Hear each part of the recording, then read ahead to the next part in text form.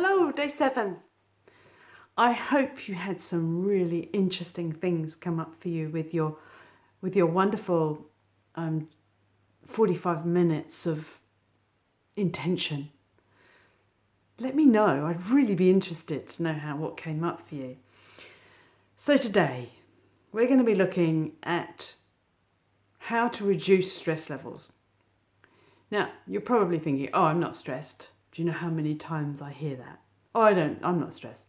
Well, stress comes in many guises, and as we've seen earlier in the week, is that the stressors that can be within your environment can be quite massive.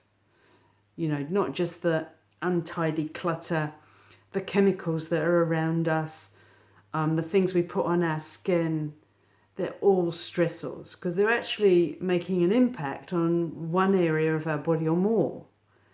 And so if we can just have a look at that and go, "Oh, that's the stressor, that's the stressor, and that's the stressor." What else could be a stressor? I mean, obviously the food we put in our body can be a stressor or not, as the case may be. It depends on your choices of foods and also how healthy your body is. And so what I'm going to suggest today is some rhythm and routines that actually can help you reduce the stress even more. Now, you probably heard about exercise for stress, and yes, it can help. There's a proviso though. If you're anything like me, you've been in your life, you think, "Oh gosh, I'm getting fat," or "Oh, I'm feeling sluggish," or I'm feeling this, I'm feeling that. And you think, "Oh, I should go and do some exercise." And you go and join a gym, or you join a boot camp, or you join something else which is hard out exercise. And you do it for a while and you feel really good. It makes you feel really alive.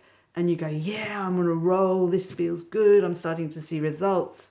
And then you either injure yourself, or you get exhausted, or you just gravitate towards that sugar. Now, you know the sugar thing, which we talked about the other day. So what I'm going to do is say to you, if you are A, putting on weight, and B, got any ailments going on, aches and pains, headaches, digestive issues, is do not start on a hard out exercise regime until you have that sorted. Why? Because it will add another layer of stress to an already stressed body. That's why we get injured. That's why we get tired. Because your body is already under stress and it cannot cope with any more. It's like the straw that breaks the camel's back. Am I suggesting not doing exercise? Absolutely not. What I am suggesting is certain types of exercise. For me, I found that going for a nice gentle walk along the beach, which I'm lucky enough to live nearby, or going down the woods, or just actually out and about, just walking gently, and especially when I'm under stress. Now, if I'm not under so much stress and I'm feeling really good, then I push myself a bit harder. But I've learnt now is don't push myself too far.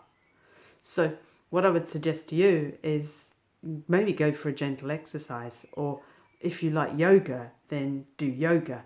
If you like meditation, do meditation. For me, find my meditation is best when I'm out walking. I sort of zone out.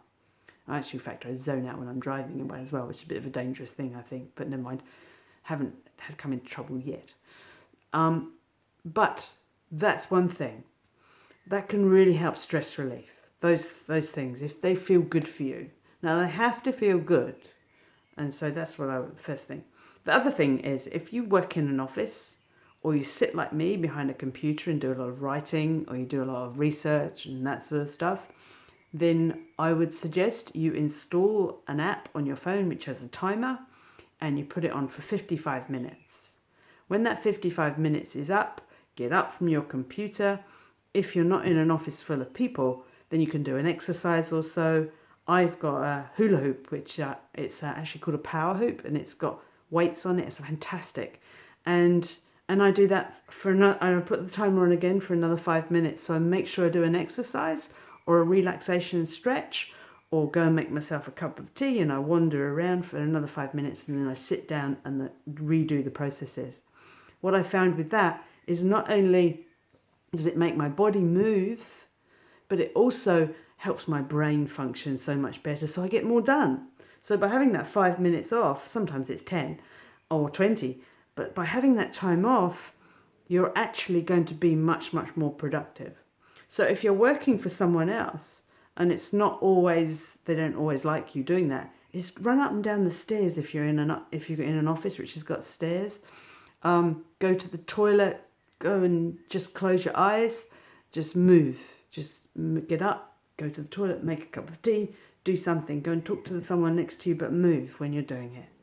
That way, your body's stress responses will be aided. It's the little things, right? That's why I'm going to keep on reminding you. It's the little things in life that make all of the difference. See you in the next video. Okay, bye.